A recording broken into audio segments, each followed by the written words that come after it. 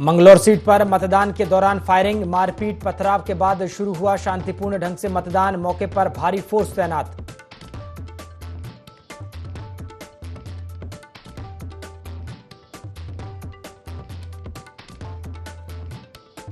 बद्रीनाथ में बीजेपी प्रदेश अध्यक्ष महेंद्र भट्ट ने किया मतदान। बद्रीनाथ सीट से बीजेपी उम्मीदवार राजेंद्र भंडारी ने भी अपना वोट डाला।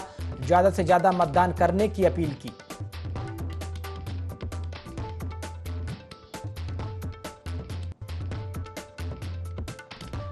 केदारनाथ से बीजेपी विधायक शैला रानी रावत का हुआ निधन। पार्टी कार्यालय में दी गई श्रद्धांजलि। मुख्यमंत्री बोले, उनका जाना अपूर्णीय क्षति।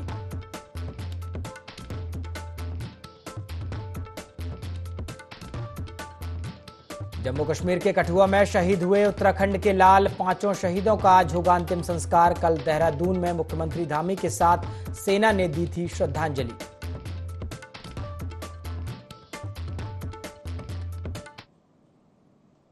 नमस्कार, IND 24 देख रहे हैं आप और मैं हूं आपके साथ प्रभात पांडे। बुलेटिन की शुरुआत खबरों के साथ करेंगे।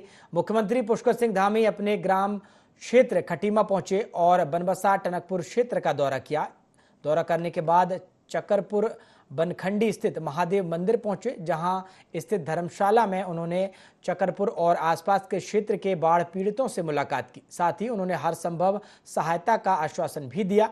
इस दौरान सीएम ने अधिकारियों को निर्देश देते हुए कहा कि बाढ़ प्रभावित लोगों की सहायता में कोई कमी नहीं आनी चाहिए। साथ ही उन्होंने सभी संबंधित अधिकारियों को समय से विद्युत सुचारू रूप से उपलब्ध कराने, समुचित शुद्ध पेयजल की उपलब्धता कराने के भी निर्देश दिए।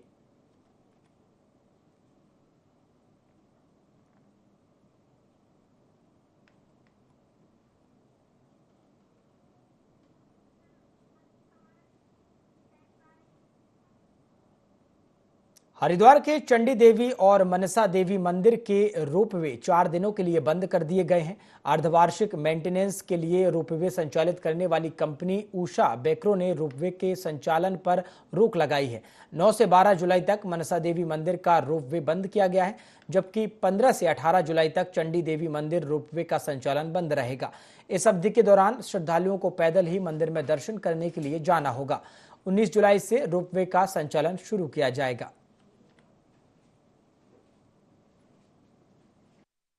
हर साल हम लोग मेंटेनेंस एक्टिविटी के लिए रोपवे बंद करते हैं। इस बार ये जुलाई में शेड्यूल था, तो 9 तारीख से लेकर आज से और 12 तारीख तक मनसा देवी रोपवे जो है बंद रहेगा। चंडी देवी 15 तारीख से लेकर के और 18 तारीख तक 4 दिन वहाँ पर फिर शटडाउन दिया जाएगा। केदारनाथ विधायक शैला रानी रावत का निधन हो गया। उन्होंने देहरादून के मैक्स अस्पताल में अंतिम सांस ली। विधायक के भाई और उत्तराखंड प्रेस क्लब के अध्यक्ष अजय राणा ने इसकी पुष्टि की है। शैला रानी रावत के निधन पर मुख्यमंत्री पुष्कर सिंह धामी ने गहरा शोक जताया। बता दें कि 2017 में विधानसभा चुनाव प्रचार के दौरान शैला रानी रावत गिर गई थी, जिससे उन्हें आंतरिक चोट आई थी। चोट से मांस फटने के कारण उन्हें कैंसर भी हो गया था।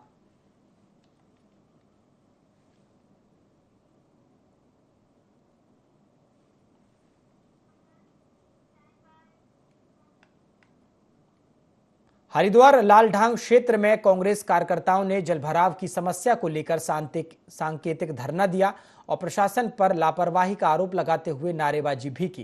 कांग्रेस नेता गुरजीत लहरी ने कहा कि इस बार एक दिन भी बारिश से लालढांग क्षेत्र में भयंकर जलभराव हो गया है। प्रशासन ने अधिकारियों ने जलभराव की समस्या से निजात दिलाने के लिए कोई इंतजाम नहीं किया। हरिद्वार जिले का सबसे पिछड़ा क्षेत्र होने के बावजूद भी यहां बिजली, पानी, सड़क, शिक्षा और स्वास्थ्य जैसी व्यवस्थाएं दुरुस्त नहीं हो पाई। यदि जल्द ही समस्याओं का समाधान नहीं किया गया तो उग्र आंदोलन किया जाएगा।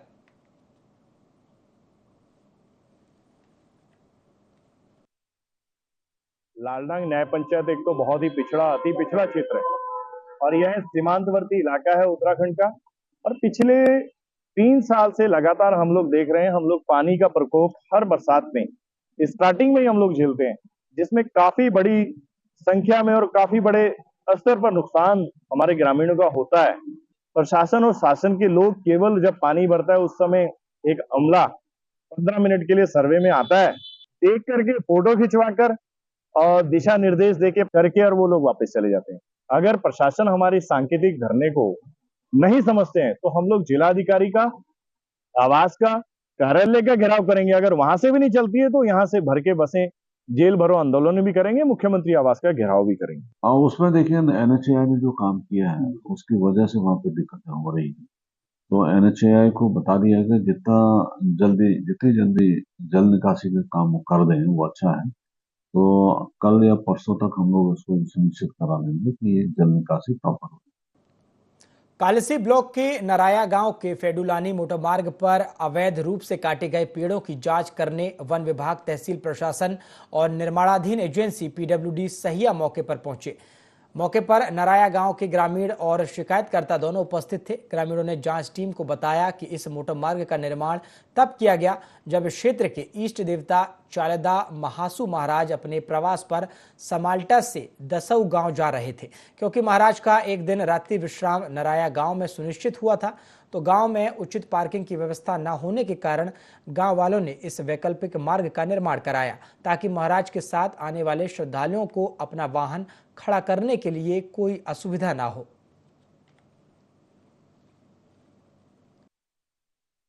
6 मीटर रोड तो पहले ही थी, तो उसमें हम मशीन लगा दी, थोड़ी ऊपर खबर थी सीधी कर दी, पर बाकी कोई पेड़ नहीं आया इस रोड के। इस रोड में जब ओपन टेंडर हुआ तब ठेकेदार हुआ तब भी पेड़ आए नहीं। 6 पेड़ पहले आए थे, उसका जुर्माना कर दिया। और ये सब झूठ बोल रहा, पूरा गांव एक तरफ ये गांव का कहना मान ही नहीं रहा। हम खुद के विश्वास से नहीं कह रहे हैं। एक जो संयुक्त रिपोर्ट जो बता रही है जिसमें कि 7 पेड़ अन्य प्रजाति के थे और 21 पेड़ बांझ के थे, वो बाधक पेड़ थे, जिसमें से कि वन विभाग ने अन्य जो सम्मिलित विभाग है उनके साथ मिलकर 6 या 7 पेड़ों का चालान किया है। तो हम ये भी जानना चाह रहे हैं विभागों से, अगर आपने 7 पेड़ों का चालान किया है तो 21 पेड़ कहाँ गए? क्योंकि जब एक ही सर्वे में एक ही रोड में ये सारे पेड़ थे तो क्यों इन 6-7 पेड़ों का ही चालन किया गया? हमने तो विभाग से जानकारी भी मांगी थी आरटीआई के माध्यम से, अगर आपके पास कोई एनओसी है तो आप हमें उपलब्ध कराइए, और अगर कोई टेंडर प्रक्रिया उससे पहले हुई है वो भी उपलब्ध कराइए। ये जो मामला संज्ञान में आया जो है विवेचना में कि इस रोड जो ये खच्चर मार्ग था इसको ग्रामवासियों के द्वारा चालदा महाराज जी के प्रवास के दौरान इसको चौड़ा किया गया। संयुक्त निरीक्षण में 28 पेड़ों की गणना की गई थी। 28 पेड़ों में से 7 पेड़ जो हैं वो नाप खेत के थे और बाकी 21 पेड़ जो थे वो सिविल स्वयं क्षेत्र के थे। पीडब्ल्यूडी, रेवेन्यू, फॉरेस्ट डिपार्टमेंट और सभी लोग इसमें थे जब संयुक्त निरीक्षण में, तो उस 18 वृक्षों का पातन किया जाना या जो बाधक बन रहे थे उनको किया जाना प्रस्तावित था इस रोड के। हालांकि इन्फॉर्मेशन देनी चाहिए साहब कि हमारा जो ये छूट प्रजाति का पेड़ है इसका पातन कर रहे हैं, लेकिन चूंकि इसमें जो है एक एजेंसी इसमें काम कर रही थी लोक निर्माण विभाग, तो उनके द्वारा इसकी स्वीकृति वृक्ष पातन की अनुज्ञा ली जानी चाहिए थी, जो नहीं ली गई है। शिवचंद तोमर के द्वारा शिकायत की जा रही है कि नराया से जो फेडुलानी मोटर मार्ग है वो बिना अनुमति के काटी गई है और उसमें जो है कई पेड़ों का पातन किया गया है, जिसमें आज जांच की गई है। शिकायतकर्ता को पूछा गया तो उनके द्वारा न उन पेड़ों को बताया कहाँ पर पेड़ कटे हैं। वन विभाग के द्वारा बताया कि 6 पेड़ कटे हैं जिनका हमने जुर्माना भर दिया है और गाँव वालों से भी बातचीत की गई है, लेकिन संयुक्त निरीक्षण में 21 पेड़ दिखाए गए हैं तत्कालीन समय में, और वो 21 पेड़ कहाँ पर हैं इसका कोई पता नहीं। उत्तराखंड की 2 विधानसभा सीट बद्रीनाथ और मंगलौर में उपचुनाव के लिए वोटिंग चल रही है, तो वहीं मंगलौर विधानसभा के लिबरहेड़ी गांव के बूथ संख्या 53 और 54 में वोट नहीं डालने को लेकर हंगामा के बाद मारपीट का मामला सामने आया है। बताया जा रहा है कि वोटिंग के बीच 2 पक्षों में जमकर लाठी डंडे चले। लोगों ने वोट न डालने देने का आरोप लगाया है। फायरिंग में कांग्रेस प्रत्याशी काजी निजामुद्दीन का समर्थक घायल हो गया। काजी निजामुद्दीन खुद घायल को लेकर अस्पताल पहुंचे।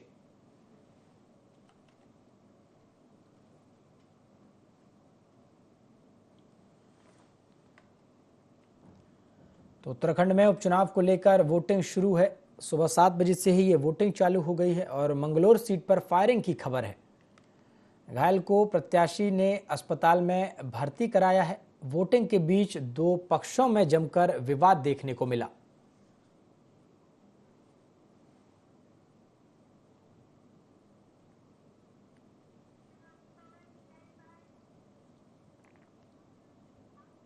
केदारनाथ से बीजेपी विधायक शैलारानी रावत के निधन से प्रदेश में शोक की लहर है। शैलारानी रावत ने देहरादून के मैक्स अस्पताल में अंतिम सांस ली।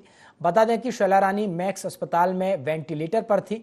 रीढ़ की हड्डी में फ्रैक्चर होने के कारण मैक्स अस्पताल में भर्ती थी। शैला रानी के राजनीतिक सफर की अगर बात करें तो उन्होंने अपना राजनीतिक सफर कांग्रेस से शुरू किया था और 2012 में वह विधानसभा पहुंची थी। हरीश रावत की सरकार के दौरान कांग्रेस में हुई बगावत के समय शैला रानी भी पार्टी के 9 वरिष्ठ विधायकों के साथ भाजपा में शामिल हो गई थी। चमोली से खबर आ रही है, जहां पताल गंगा के पास चट्टान टूटने से रास्ता बंद हुआ है। यात्रियों को सुरक्षित स्थानों पर रोका गया है।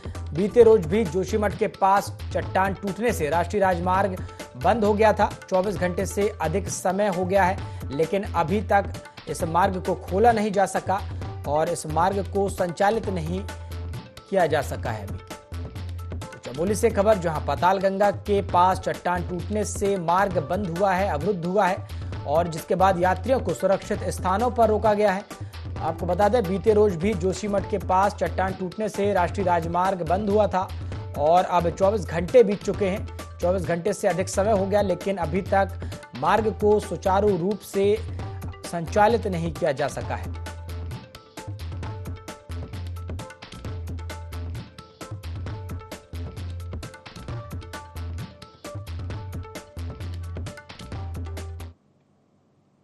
सैनिक कल्याण मंत्री गणेश जोशी ने जम्मू कश्मीर के कठुआ में हुए आतंकी हमले में शहीद हुए उत्तराखंड के टेहरी गढ़वाल के शहीद नायक विनोद सिंह के डोईवाला के अठूरवाला स्थित उनके आवास पहुंचकर अमर शहीद विनोद सिंह को पुष्पचक्र अर्पित कर भावपूर्ण श्रद्धांजलि दी। उन्होंने कहा कि दुख की इस घड़ी में सरकार शहीद परिवार वालों के साथ हमेशा खड़ी है। प्रदेश के मुख्यमंत्री पुष्कर सिंह धामी की तरफ से भी शहीद को पुष्पचक्र अर्पित कर श्रद्धांजलि दी गई।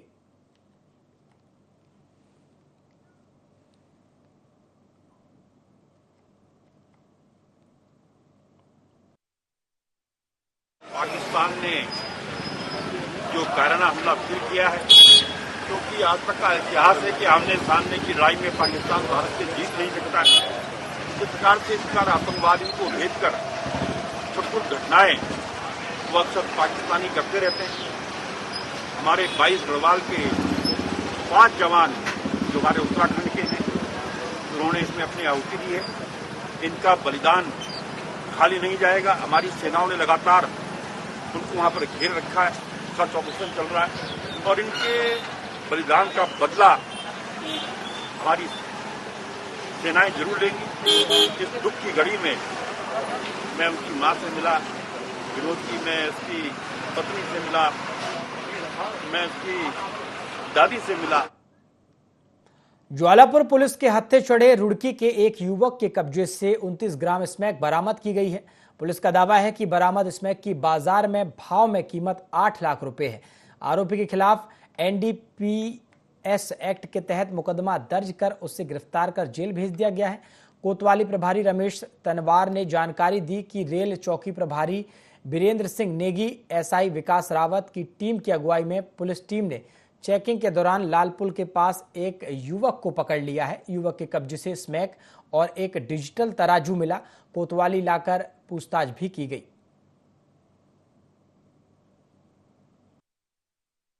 और नारकोटिक्स के विरुद्ध जो हमारा अभियान है, इस समय कावड़ को देखते हुए इस विशेष अभियान चलाया जा रहा है। इसमें कल भी हमारी टीम द्वारा 29.15 ग्राम स्मैक पकड़ी है। एक गंगनेर का व्यक्ति है जो पकड़ा गया है ज्वालापुर क्षेत्र में। इसको पकड़ के हमने NDPS की फर्ज में जेल भेजा। खबर लक्सर से है, जहां स्वास्थ्य विभाग ने अवैध रूप से चल रही पैथोलॉजी लैबों पर शिकंजा कसना शुरू कर दिया है। स्वास्थ्य मंत्री के निर्देश के बाद CMO ने इसको लेकर टीम बनाई, जिसके बाद टीम ने जांच अभियान शुरू कर दिया। Deputy CMO doctor Anil Verma ने बताया कि लक्सर, रुड़की और ग्रामीण क्षेत्रों में उनकी टीम ने 5 लैब्स पर छापामार कार्रवाई की है। वहीं इन अवैध लैब्स को बंद कर दिया गया है। दूसरी तरफ डॉक्टर एसोसिएशन के अध्यक्ष डॉक्टर उमा दत्त शर्मा ने लैब संचालकों को सलाह दी है कि वे इन नियमों का पालन करें और स्वास्थ्य विभाग की गाइडलाइन के विरुद्ध काम न करें।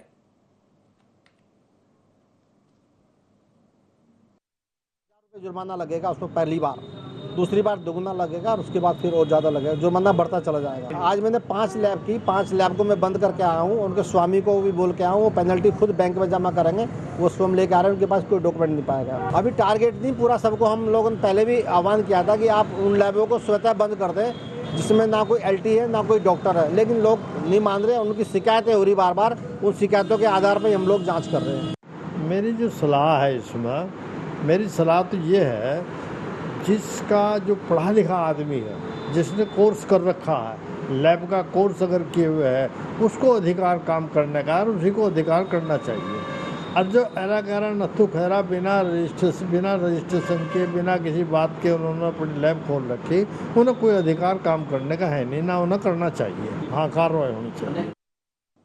केदारनाथ से भाजपा विधायक शैला रानी रावत का पार्थिव शरीर भाजपा प्रदेश कार्यालय लाया गया, जहां मुख्यमंत्री पुष्कर सिंह धामी ने उन्हें श्रद्धांजलि अर्पित की। इस दौरान हरिद्वार सांसद त्रिवेंद्र सिंह रावत, कैबिनेट मंत्री रेखा आर्य, सौरभ बहुगुणा, सुबोध उनियाल, धन सिंह रावत ने भी श्रद्धांजलि दी। इस दौरान मुख्यमंत्री पुष्कर सिंह धामी ने कहा कि शैला रानी रावत का इस तरह चले जाना दुखद है। उनका पूरा जीवन संघर्षशील रहा, वो क्षेत्र के लोगों के लिए हमेशा से संघर्ष करती रही हैं। शैला रानी जी का अचानक इस प्रकार से हमारे बीच में से चले जाना, इस प्रकार से शरीर छोड़ देना, ये बहुत दुखद है। और उनका पूरा जीवन संघर्षशील जीवन रहा, अपने क्षेत्र से लोगों से हमेशा जुड़ी रही, उनके लिए लगातार संघर्ष करती रही। और मुझे भी जब भी मिलती थी तो उनके मन मस्तिष्क में एक ही बात रहती थी कि मेरे क्षेत्र का विकास होना है, क्षेत्र को आगे बढ़ाना है। हर बार छोटी छोटी बातों से अवगत कराने का काम करती थी, उनके हल के लिए प्रयास करती थी। उनका इस प्रकार से चले जाना हम सब लोगों के लिए, क्षेत्रवासियों के लिए, सबके लिए बहुत ही अपूर्णीय क्षति है। और निश्चित रूप से इसकी भरपाई होना असंभव है, मुश्किल है, लेकिन भगवान को शायद यही मंजूर होगा। मैं भगवान से प्रार्थना करता हूँ कि भगवान अपने श्री चरणों में उनको स्थान दे और उनके परिवार के लोगों को, उनके क्षेत्र के लोगों को, उनके चाहने वालों को, सबको भगवान इस दुख की घड़ी में इस दुख को सहन करने की शक्ति प्रदान करे। ओम शांति, ओम शांति। रामनगर में भारी बारिश ने क्षेत्रवासियों की परेशानियां बढ़ा दी हैं। जहां पहली ही बारिश में तुमड़िया डैम ओवरफ्लो होकर बह रहा है। डैम की दीवार में होल होने से किसानों के खेतों में पानी भर गया है। वहीं आगे और भी समस्याएं बढ़ सकती हैं, जान माल की हानि भी हो सकती है। इससे चिंतित क्षेत्रीय जनप्रतिनिधि और ग्रामीण जल्द से जल्द इस दीवार की मरम्मत करने की मांग कर रहे हैं।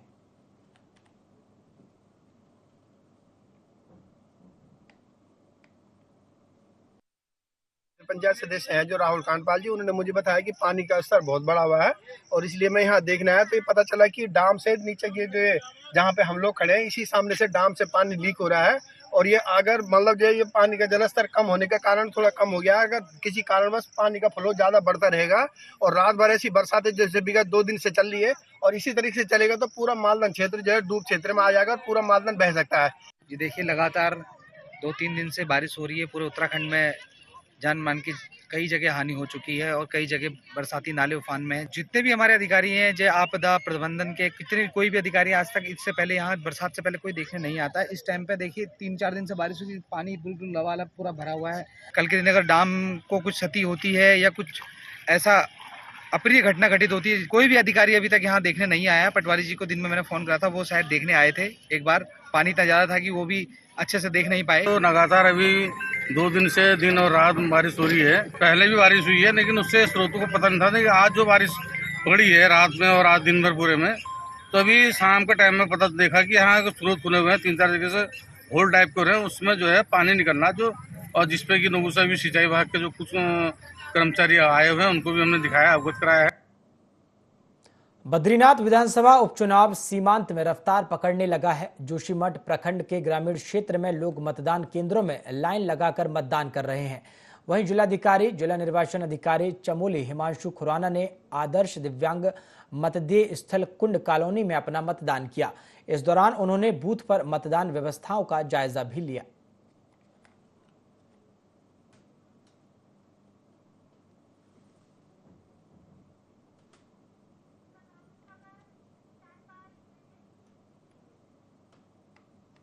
चंपावत पिथौरागढ़ जिले की लाइफलाइन माने जाने वाला टनकपुर पिथौरागढ़ NH 16 कई घंटों बाद खुला।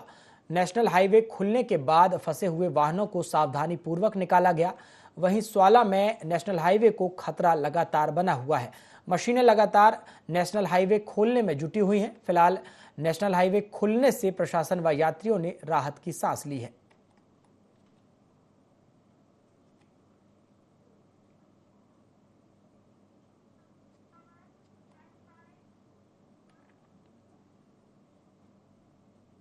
जम्मू कश्मीर के कठुआ में हुए आतंकी हमले में उत्तराखंड के 5 जवान शहीद हो गए। इस खबर के बाद से देवभूमि शोक में डूब गई है। परिजन सदमे में है तो वहीं बलिदानियों के घर गांव में मातम पसर गया है। सीएम धामी ने एक्स पर पोस्ट कर शहीद जवानों को श्रद्धांजलि दी। बता दें कि जम्मू के कठुआ में जवानों की गाड़ी पर आतंकी हमला हुआ। हमले में 5 जवान शहीद हो गए, वहीं कुछ अन्य बुरी तरह घायल हो गए। आतंकी हमले में टेहरी के आदर्श नेगी, रुद्रप्रयाग निवासी नायब सूबेदार आनंद सिंह, लेंसडॉन निवासी हवलदार कमल सिंह, टेहरी गढ़वाल निवासी नायक विनोद सिंह और रिखड़ी खाल निवासी राइफलमैन अनुज नेगी शहीद हुए हैं।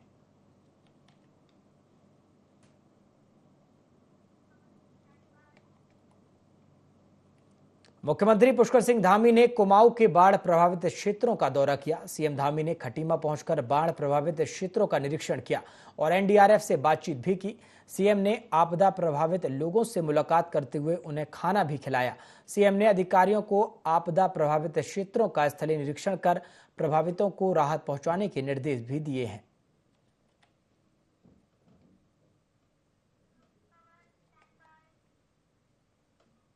सीमांत क्षेत्र जोशीमठ में हाईवे पर बिन बारिश पहाड़ियों से बोल्डर गिरने का सिलसिला थमने का नाम नहीं ले रहा। सुबह जोशीमठ के प्रवेश द्वार चुंगी धार पालिका कूड़ा डंपिंग ग्राउंड के समीप बद्रीनाथ हाईवे पर चट्टान दरकने से सड़क बाधित हो गई। बिन बारिश पहाड़ियों के दरकने का सिलसिला जारी है। बता दें कि अब जोशीमठ के निकट चुंगी धार के पास बद्रीनाथ हाईवे के ऊपर चट्टान दरकी है। इस दौरान कुछ स्थानीय युवा सहित कई यात्री वाहन बाल बचे हैं। सड़क बंद होने से हाईवे के दोनों तरफ वाहनों की लंबी कतारें भी लगी हुई हैं।